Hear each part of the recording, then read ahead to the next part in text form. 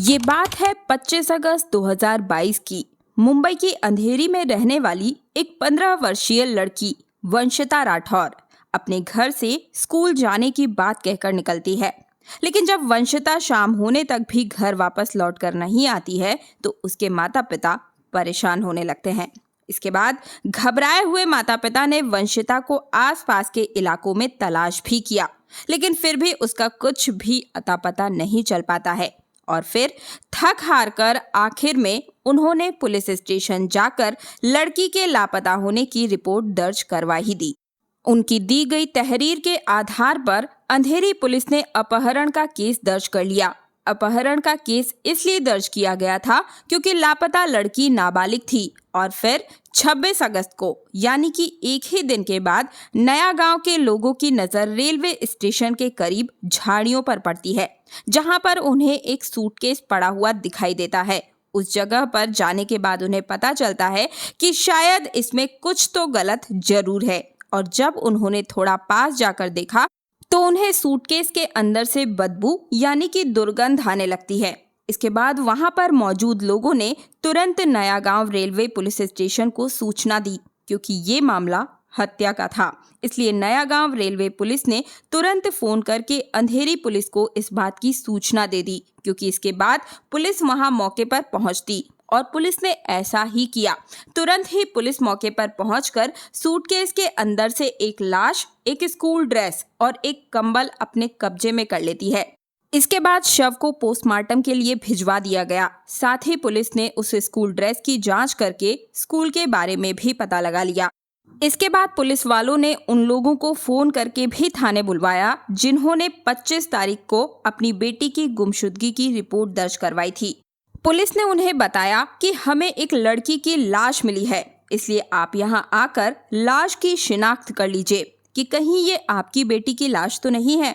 इसके बाद वंशिता के घर वाले दिल को कड़ा करके पुलिस के पास पहुंच जाते हैं। वहां से उन्हें पोस्टमार्टम रूम में लेकर जाया जाता है और वहां पहुंचते ही तुरंत ही उनके माता पिता ने पहचान लिया कि ये उनकी 15 साल की बेटी वंशिता की ही लाश है, जो एक दिन पहले स्कूल जाने के लिए घर से निकली थी। वंशिता के माता पिता रो रो कर उनका बुरा हाल हो जाता है। पुलिस ने उनको तसल्ली दी और उनसे कहा कि आपकी बेटी को हम वापस नहीं ला सकते, लेकिन हम उसके कातिलों को जरूर जल्दी से जल्दी पकड़ लेंगे। इसके बाद पुलिस ने उनसे पूछताछ की, क्या आपको किसी के ऊपर शक है जिसने आपकी बेटी की हत्या की हो, या फिर किसी से कोई दुश्मनी तो नहीं थी? जैसे ही पुलिस ने उनसे ये सवाल पूछा तो घर वालों ने तुरंत जवाब दिया कि हाँ, हमें एक लड़के पर शक है, क्योंकि ये लड़का हमारी बेटी को परेशान करता था। और हमें शक ही नहीं बल्कि पूरा यकीन है कि उसी ने वंशिता की हत्या की होगी, क्योंकि कुछ ही दिन पहले उन्होंने उस लड़के को बहुत डांटा डपटा और फटकारा था। उसे चेतावनी भी दी थी कि अगर कभी हमारी बेटी को दोबारा मिलने की कोशिश की तो तुम्हारे लिए अच्छा नहीं होगा। इसलिए हो सकता है कि उस लड़के ने ही वंशिता की हत्या की होगी। उन्होंने पुलिस को बताया कि उस लड़के का नाम संतोष मकवाना है। साथ ही लड़की के घर वालों ने पुलिस को संतोष का मोबाइल नंबर भी दे दिया और उसके घर का एड्रेस भी बता दिया। इसके बाद पुलिस ने संतोष मकवाना के बारे में और ज्यादा जानकारी जुटाने की कोशिश की और साथ ही साथ पुलिस की एक टीम ने संतोष मकवाना के घर पर छापा भी मारा, लेकिन संतोष यहाँ पर था ही नहीं। जो नंबर वंशिता के घर वालों ने पुलिस को बताया था वो नंबर भी स्विच ऑफ आ रहा था। अब देखिए दोस्तों, ये तो जाहिर सी बात है कि जो सस्पेक्ट है वो बचने के लिए अपना मोबाइल स्विच ऑफ कर ही देता है, और पुलिस के लिए ये एक बड़ा झटका था, क्योंकि पुलिस को ये नहीं समझ में आ पा रहा था कि जब उसका मोबाइल भी स्विच ऑफ है तो ऐसे में संतोष को कैसे पकड़ा जाए और कैसे उस तक पहुंचा जाए। ये एक बहुत ही बड़ा चैलेंज था पुलिस के लिए। इसके बाद पुलिस ने उस नंबर को सर्विलांस पर लगा दिया, ताकि अगर वो मोबाइल किसी भी समय पर किसी भी जगह पर ऑन हो तो उसके बारे में पुलिस को तुरंत ही जानकारी मिल जाए। और फिर पुलिस के इस प्रयास का परिणाम बहुत ही जल्दी सामने भी आ गया। 27 अगस्त को पुलिस ने देखा कि संतोष का मोबाइल केवल 10 सेकंड के लिए ऑन हुआ था, जैसे ही पुलिस को पता चला कि मोबाइल ऑन हुआ है तो पुलिस ने तुरंत ये पता लगाया कि ये मोबाइल फ़ोन किस जगह पर ऑन हुआ है। लेकिन जब पुलिस ने सर्विस प्रोवाइडर से इसके बारे में बात की और दूसरे रिसोर्सेज से पता किया कि ये फ़ोन नंबर कहाँ पर ऑन हुआ है, तो उन्होंने बताया कि ये फ़ोन नंबर मुंबई में नहीं बल्कि गुजरात की राजधानी अहमदाबाद में ऑन हुआ है। इसके बाद ये पता लगाया गया कि अहमदाबाद में किस जगह पर ये फ़ोन है, तो उसके टावर की लोकेशन क्या है। पुलिस को पता चला कि अहमदाबाद में रेलवे स्टेशन का जो टावर है उस टावर से ये मोबाइल फ़ोन मात्र 10 सेकंड की दूरी पर कनेक्ट हुआ था और फिर स्विच ऑफ हो गया था। लेकिन जब ये फ़ोन ऑन हुआ था तो वो 5:20 का समय था। अब पुलिस को लगने लगता है कि हो सकता है कि संतोष मकवाना और विशाल ये दोनों किसी ट्रेन में बैठकर मुंबई से अहमदाबाद पहुंचे हो और अहमदाबाद में उतरकर कहीं पर छिपने की कोशिश कर रहे हो। इसके बाद नया गांव पुलिस ने अहमदाबाद पुलिस से संपर्क किया और इसके बाद अहमदाबाद पुलिस ने रेलवे स्टेशन और उसके आसपास में जितने भी सीसीटीवी कैमरा थे, यानी कि होटल, लॉज और अलग अलग रास्तों पर सभी को चेक करना शुरू कर दिया। लेकिन आपको ये जानकर हैरानी होगी दोस्तों कि इतनी मेहनत और मशक्कत करने के बावजूद भी पुलिस को गुजरात में अहमदाबाद रेलवे स्टेशन के आसपास किसी भी सीसीटीवी कैमरे के अंदर दोनों लड़के नजर नहीं आए। ना तो वो ट्रेन से उतरते हुए दिखे और ना ही कहीं बाहर जाते हुए दिखाई दिए थे और ना ही किसी लॉज में या फिर रेस्टोरेंट या होटल में दिखाई दिए। यानी कहीं पर भी किसी भी सीसीटीवी फुटेज के अंदर वो लड़के पुलिस को नजर नहीं आए थे। अब मुंबई पुलिस के लिए उन्हें पकड़ना और भी ज्यादा चैलेंजिंग हो गया था, क्योंकि पुलिस को ये समझ नहीं आ रहा था कि अगर ये लोग गुजरात गए थे तो फिर गुजरात में कहाँ गायब हो गए थे। खैर, पुलिस भी पूरी मेहनत और ईमानदारी से जांच कर रही थी और जांच करते हुए पुलिस इस नतीजे पर पहुंची कि उस समय बसई से एक ट्रेन अहमदाबाद होते हुए राजस्थान की ओर जाती है। वो ट्रेन बेंगलुरु कर्नाटका से चलती है, इसलिए हो सकता है कि वो दोनों लड़के उसी ट्रेन में सवार होकर गुजरात होते हुए राजस्थान की ओर निकल गए हो, क्योंकि सुबह जब संतोष का मोबाइल फोन 10 सेकंड के लिए स्विच ऑन हुआ था, वो समय उस ट्रेन के अहमदाबाद में रुकने का समय था और उस पुलिस को समझ में आ चुका था कि वो दोनों लड़के प्लेटफॉर्म पर नहीं थे बल्कि वो दोनों ट्रेन के अंदर बैठे हुए थे जो बेंगलुरु से वसई होते हुए राजस्थान की ओर जा रही थी। जब ये ट्रेन कुछ देर के लिए अहमदाबाद में रुकी थी तो इत्तेफाक से उसी समय संतोष का मोबाइल फोन 10 सेकंड के लिए ऑन हो गया था। इसके बाद पुलिस ने वसई से लेकर गुजरात से राजस्थान की ओर जहां तक भी ये ट्रेन जाती है उस पूरे रूट की चेकिंग करनी शुरू कर दी थी। पुलिस ने जब वसई रेलवे स्टेशन कैमरा को खंगालना शुरू किया तो वहां से एक महत्वपूर्ण जानकारी मिली। सीसीटीवी फुटेज में पुलिस ने देखा कि वो दोनों लड़के वंशिता की हत्या वाले दिन ट्रेन में चढ़ते हुए सीसीटीवी कैमरे में साफ नजर आ रहे थे। संतोष और विशाल इंजन के पीछे वाले डिब्बे में चढ़े थे और अब पुलिस को इस जांच में एक महत्वपूर्ण सुराग मिल चुका था, जिसमें पुलिस को ये पता चला था कि वो दोनों कौन सी ट्रेन में और किस डिब्बे में सवार हुए थे। नया गांव ने ये सारी जानकारी अहमदाबाद और उसके आगे जितने भी रेलवे स्टेशन थे उन सभी रेलवे स्टेशन की पुलिस को ये सूचना दे दी थी और उनसे कहा था कि आप लोग सीसीटीवी फुटेज चेक कीजिए, क्योंकि हो सकता है कि उनमें से कोई भी एक लड़का आपको नजर आ जाए। इस इलाके में जितने भी रेलवे स्टेशन थे पुलिस वहां के सीसीटीवी कैमरे को चेक करती रही, लेकिन काफी कोशिश करने के बावजूद भी कोई फायदा नहीं हुआ। फिर मुंबई पुलिस ने सोचा कि आखिर ये दोनों लड़के अहमदाबाद गुजरात से राजस्थान की तरफ गए क्यों होंगे, ये किसी और दिशा में क्यों नहीं गए। जब पुलिस ने इस बात की जांच की तो पुलिस को आगे जाकर पता चलता है कि संतोष मकवाना यानी जिस पर हत्या का आरोप है उसकी दादी अहमदाबाद से 146 किलोमीटर दूर पालनपुर में रहती है। पुलिस को जब ये जानकारी मिली तो पुलिस का शक यकीन में बदल गया कि हो ना हो दोनों पालनपुर रेलवे स्टेशन पर ही उतरे होंगे। इसके बाद पुलिस ने पालनपुर रेलवे पुलिस से संपर्क किया। मुंबई पुलिस ने उनसे कहा कि आप एक बार सीसीटीवी फुटेज चेक कीजिए और अगर वो दोनों लड़के आपको नजर आ जाए तो उसकी जानकारी हमें दे। इसके बाद पालनपुर रेलवे पुलिस स्टेशन में सीसीटीवी फुटेज की चेकिंग की जाती है लेकिन वहां की किसी भी सीसीटीवी फुटेज में ये दोनों लड़के ट्रेन से नीचे उतरते हुए दिखाई नहीं देते हैं। दोस्तों, ये भी तो हो सकता है कि शायद सीसीटीवी कैमरा में कुछ इस तरीके से एंगल लिया गया हो कि वो दोनों लड़के कैमरे में कैप्चर ही ना हुए हो, या फिर वो दोनों ट्रेन से उतरकर किसी और रास्ते से निकल गए हों और पुलिस को ये पता ही ना चला हो। तो इसी बात का पता लगाने के लिए पुलिस की एक टीम पालनपुर पहुंची और उन्होंने संतोष की दादी के घर पर छापा मारा, लेकिन संतोष वहां पर भी नहीं मिला। इसके बाद दादी से और घर के अन्य लोगों से पूछताछ की गई, लेकिन दादी ने साफ इनकार कर दिया। बल्कि दादी उल्टा पुलिस वालों से पूछने लगी कि क्या बात हो गई है, हमें तो कुछ पता ही नहीं है और ना ही संतोष यहाँ आया है। लेकिन पुलिस को संतोष की दादी की बातचीत करने के तरीके से शक होने लगा था कि शायद ये बुजुर्ग महिला अपने पोते को बचाने के लिए उसके जुर्म पर पर्दा डालने के लिए झूठ बोल रही है। खैर, कई दिनों के बाद जब पुलिस वालों को लगता है कि ये मामला अब थोड़ा ठंडा पड़ चुका है, तो पुलिस ने एक बार फिर से उसकी दादी के घर पर तफ्तीश की। लेकिन इस बार भी पुलिस को निराशा ही हाथ लगती है, क्योंकि वहां पर न तो उन्हें संतोष मिला और ना ही उसका दोस्त विशाल। इधर उसकी दादी ने फिर से वही जवाब दिया, उसे नहीं पता कि संतोष कहाँ है। दादी पुलिस वालों से कहती है कि आप लोग पता नहीं क्यों बार बार यहाँ चले आते हैं हमें परेशान करने के लिए। इसके बाद मुंबई पुलिस निराश होकर पालनपुर से वापस लौटने की तैयारी कर लेती है कि तभी पुलिस के पास एक गुमनाम नंबर से फोन आया और उस फोन करने वाले आदमी ने बताया कि करीब 20 से 22 साल के दो लड़के उन्होंने पालनपुर में उसी महिला के घर में देखे हैं, जिस महिला के घर पे पुलिस टीम ने 2 बार छापेमारी करके नाकाम लौट चुकी है।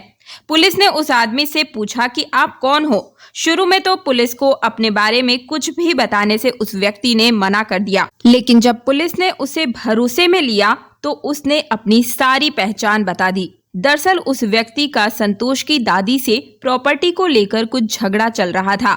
यानी एक तरह से देखा जाए तो पुलिस को जिस व्यक्ति ने फोन किया था वो व्यक्ति संतोष की दादी का दुश्मन था और अब उसको लगा कि बदला लेने का ये सबसे अच्छा मौका है। उसने यही सोचकर पुलिस को फोन करके ये सूचना दे दी। सूचना मिलते ही पुलिस ने एक बार फिर से संतोष की दादी के घर पालनपुर में तफ्तीश की। इस बार संतोष और विशाल दोनों पुलिस के हत्थे चढ़ गए और इस तरह संतोष और विशाल को पुलिस ने पालनपुर से अरेस्ट कर लिया। उन दोनों को अरेस्ट करने के लिए पुलिस को 34 दिन तक कड़ी मेहनत करती रहनी पड़ी थी। हजारों किलोमीटर का सफर तय करना पड़ा था। इसके बाद पुलिस ने उन दोनों को मुंबई लाकर उनसे कड़ाई से पूछताछ करनी शुरू कर दी, तो वो दोनों जल्दी ही टूट गए।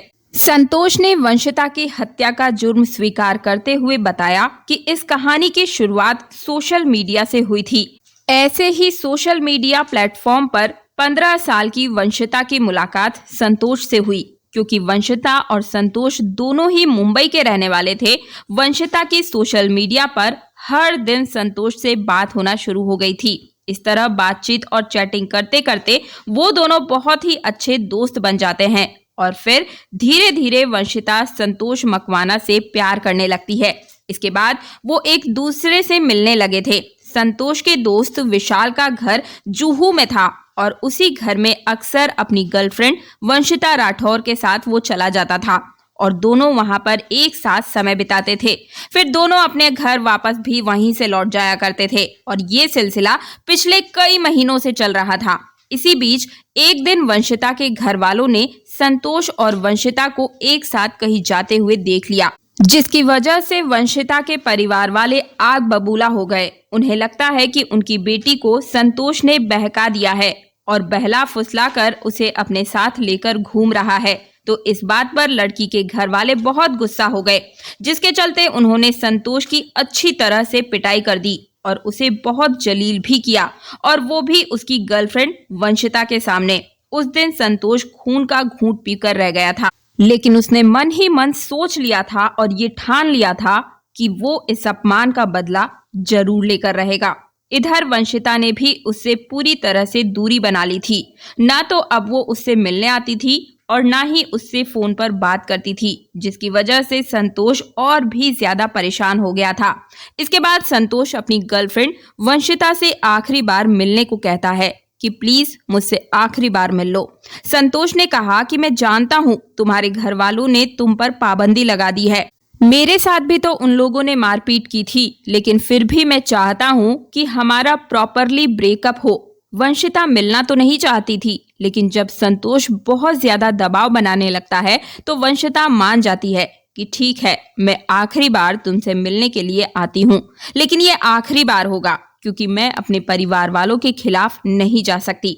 उधर वंशिता के घर वाले अपनी बेटी को ढूंढ रहे थे क्योंकि वंशिता स्कूल जाने के लिए घर से निकली थी। इधर संतोष उसे अपने दोस्त विशाल के जूहू वाले घर पर लेकर आ जाता है, जहां वो पहले भी मिला करते थे। इसके बाद संतोष वंशिता को मनाने की बहुत कोशिश करता है, लेकिन वंशिता हर बार एक ही जवाब देती है कि वो अपने घर वालों के खिलाफ नहीं जा सकती। इधर संतोष भी वंशिता को छोड़ने के लिए तैयार नहीं होता है।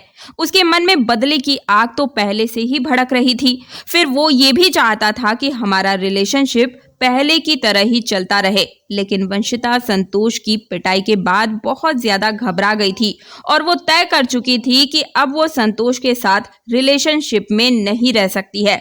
बस इसी बात को लेकर वंशिता और संतोष के बीच झगड़ा बढ़ जाता है और संतोष तो पहले से ही ये सोच कर आया था कि अगर वंशिता ने मिलने से इनकार कर दिया तो वो उसकी जान ले लेगा, इसलिए वो चाकू भी अपने साथ लेकर आया था। इसके बाद उसने अपनी जेब से चाकू निकालकर पहले तो ताबड़तोड़ वार करना शुरू कर दिया और जब वो अपनी गर्लफ्रेंड पर हमले कर रहा था तब उसका दोस्त विशाल भी पास वाले कमरे में ही मौजूद था। जैसे ही विशाल ने चीखने चिल्लाने की आवाजें सुनी तो वो भी उसी कमरे में आ जाता है जिसके अंदर वंशिता और संतोष मौजूद थे। इसके बाद विशाल ने वंशिता को पकड़ा और संतोष ने ताबड़तोड़ चाकू के वार करने शुरू कर दिए और वंशिता की हत्या कर दी।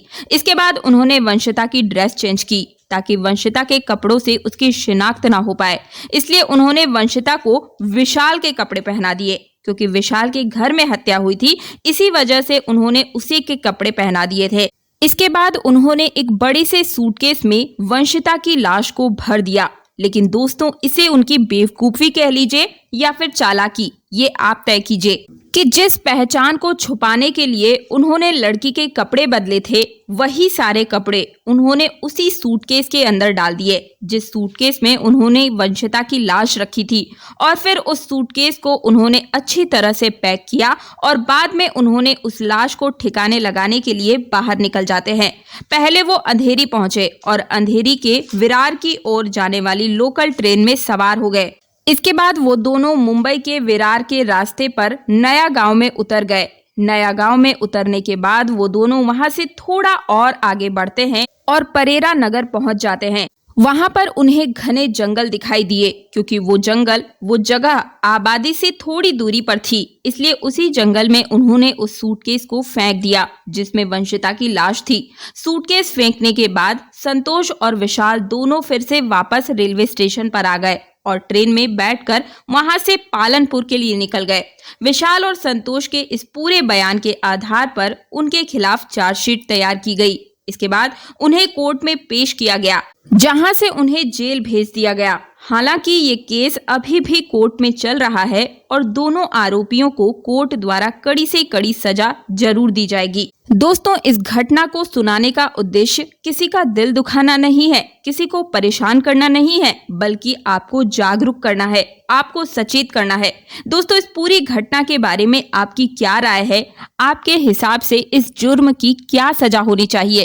क्या सोशल मीडिया पर दोस्ती करना खतरनाक साबित होता है या फिर नहीं? क्या अपनी हर एक दोस्त के बारे में अपने माता पिता से हमें बात करनी चाहिए? ये आप मुझे कमेंट के माध्यम से जरूर बताइएगा। आपका हर एक कमेंट मैं तो पढ़ती ही हूँ, साथ ही साथ हर वो व्यक्ति पढ़ता है जो इस कहानी को पूरे मन से सुनता है, क्योंकि आपके कमेंट शायद किसी के जीवन को सुधार सकते हैं। आपका छोटा सा शेयर भी किसी के जीवन को बचा सकता है, इसलिए वीडियो को ज्यादा से ज्यादा शेयर जरूर कीजिएगा। चैनल पर पहली बार आए हैं, मेरी आवाज को पहली बार सुन रहे हैं, तो आप हमारे चैनल क्राइम अड्डा को अभी सब्सक्राइब कर दीजिए, क्योंकि ये आपके लिए तो फ्री है, लेकिन हमारी इससे बहुत ही मदद होती है। और आप सभी से रिक्वेस्ट है कि इस महीने के अंत तक आप सभी हमारे 50,000 सब्सक्राइबर यानी फैमिली को कंप्लीट करने में हमारी मदद कीजिए। ज्यादा से ज्यादा वीडियो को शेयर कीजिए, लाइक कीजिए और हमारे परिवार के साथ जुड़े रहिए। मिलती हूँ एक और नई सच्ची घटना के साथ, तब तक के लिए जय हिंद, जय भारत।